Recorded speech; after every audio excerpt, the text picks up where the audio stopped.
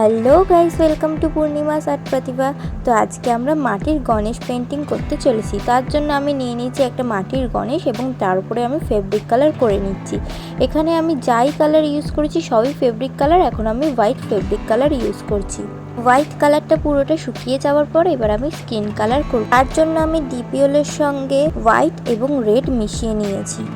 পুরো skin colour করা হয়ে যাওয়ার পর তখন আমার মনে হলো যে একটু বেশি ইয়েলো মনে হচ্ছে, তাই জন্য আমি আবার একটা স্কিন কালার বানালাম যেখানে হোয়াইটটা একটু বেশি ইউজ করেছি।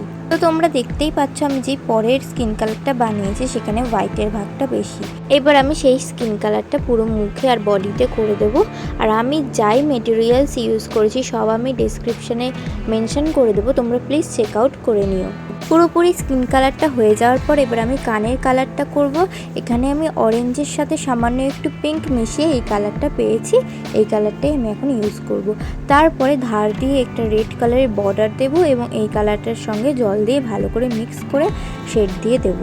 ছোট ছোট জায়গা কালার করার জন্য আমি সরু তুলি ইউজ করেছি আর চওড়া জায়গা কালার করার জন্য সামান্য মোটা তুলি ইউজ করেছি। তো তোমরা দেখতেই পেলে কালারটা কি সুন্দরভাবে মিক্স হয়ে গেল, একটা সুন্দর শেড তৈরি হয়ে গেল।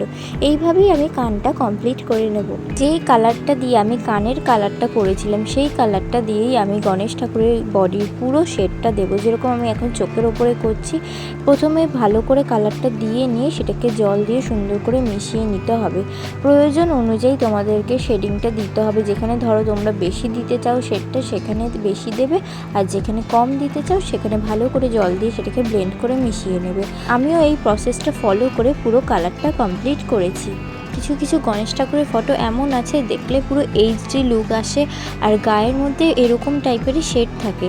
তো আমিও ভাবলাম যে আমিও একবার চেষ্টা করে দেখি যে আমি কীভাবে করতে পারি, তাই জন্য আমি অরেঞ্জের সাথে পিঙ্ক মিশিয়ে এই শেডটা দিয়েছি। তারপরে দেখলাম পুরো এইচডি লুক আসছে। আশা করছি আমি যেভাবে শেডটা দিয়েছি তোমরা বুঝতে পেরেছো। এবার আমি চোখের কালার করছি আর আমি এখানে 000 তুলি ইউজ করছি। এবার আমি গণেশ ঠাকুরের গয়না কালার করার জন্য গোল্ডেন ফেব্রিক কালার ইউজ করছি আর এখানে আমি 2 নম্বর তুলি ইউজ করছি।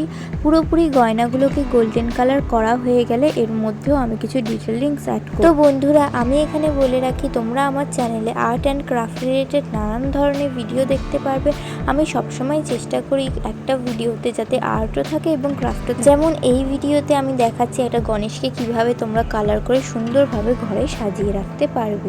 নিত্য নতুন এই ধরনের art and craft related trendy idea পাওয়ার জন্য আমার চ্যানেলটাকে সাবস্ক্রাইব করতে হবে এবং পাশে থাকা বেল আইকনটাকে অবশ্যই প্রেস করে দিতে হবে যাতে আমি যখনই ভিডিও ছাড়ি তোমাদের কাছে সবার আগে পৌঁছে যায়।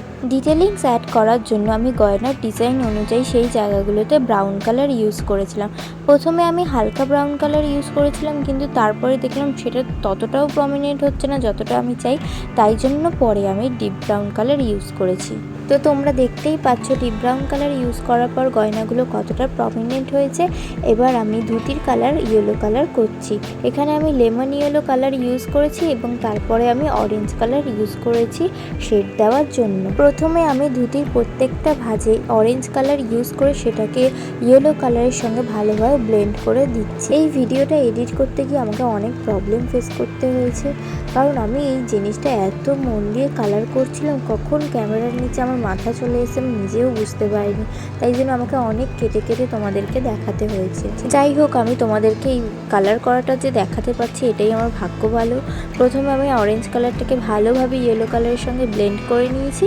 তারপরে আমি রেড কালার দিয়ে আরও প্রমিনেন্ট করার জন্য প্রত্যেকটা ভাঁজে শেড দিচ্ছি। এইভাবে ধুতির কালারটা আমি পুরো কমপ্লিট করে নেব এবং ধুতির ভাঁজগুলোকে আরও প্রমিনেন্ট করার জন্য আমি লেমন ইয়েলোর সাথে সামান্য হোয়াইট মিশিয়ে প্রত্যেকটা ভাঁজের কোনায় কোনায় আমি সেই কালারটা দিয়ে শেড দিয়েছি। ধুতির পার কালার করার জন্য আমি রেড ইউজ করেছি এবং রেড কালারটা শুকিয়ে যাওয়ার পর ওখানে ডিজাইন বোঝানোর জন্য গোল্ডেন কালার ইউজ করেছি। ধুতির নিচে কালার করার জন্য আমি রেড আর পিঙ্ক দিয়ে শেড দিয়ে সুন্দরভাবে এই জায়গাটা কমপ্লিট করেছি। দেখবে তোমরা যদি মন দিয়ে কোনো কাজ করো না, সেই জায়গায় কি কালার হবে কি না হবে তোমরা নিজেরাই অবজার্ভ করতে পারবে। সেরকমই আমি অবজার্ভ করতে করতে কোন জায়গায় কি কালার হবে আমি বুঝতে পারি, সেই কালারগুলো ইউজ করেছি এবং শেষ পর্যন্ত জিনিসটা দেখতে অসাধারণ হয়েছে। এবার আমি ওড়নার কালার করার জন্য স্কাই ব্লু কালার ইউজ করেছি এবং শেড দেওয়ার জন্য স্কাইয়ের সাথে সামান্য হোয়াইট মিশিয়ে শেড দিয়েছি। শেডিং কমপ্লিট হওয়ার পর আমি কিছু ডিটেলিংস অ্যাড করব। ডিটেলিংস অ্যাড করা ছাড়া তো আমার মনে হয় কাজটা ইনকমপ্লিট থাকে।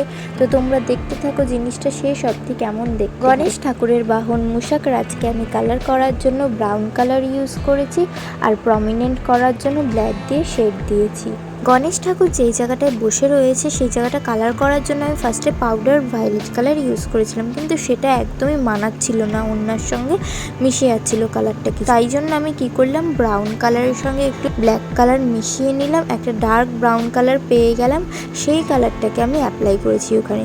তারপরে যখন ওই কালারটা শুকিয়ে গেল, ওখানকার ডিজাইনগুলো বোঝানোর জন্য আমি আঙুলে গোল্ডেন কালার নিয়ে সেই ডিজাইনগুলোর উপরে স্মাচ করে নিয়েছিলাম। সবার লাস্টে আমি একটা ভার্নিশের কোড অ্যাপ্লাই করেছি, যাতে আমার এত কষ্ট করে রং করা জিনিসটা অনেক দিন পর্যন্ত ভালো থাকে। তো আমরা প্রায় ভিডিও শেষের দিকেই চলে এসেছি। তো তোমরা আমাকে কমেন্ট করে জানাও আমার ভিডিও তোমাদের কেমন লাগলো, আর অবশ্যই বন্ধুদের সঙ্গে শেয়ার করে দিও। চলো আজকের জন্য এইটুকুনি, আবার দেখা হবে নতুন কোনো ভিডিও বা নতুন কোনো আর্ট আইডিয়ার সঙ্গে। Let's enjoy the cinematic shot and আজকের জন্য টাটা।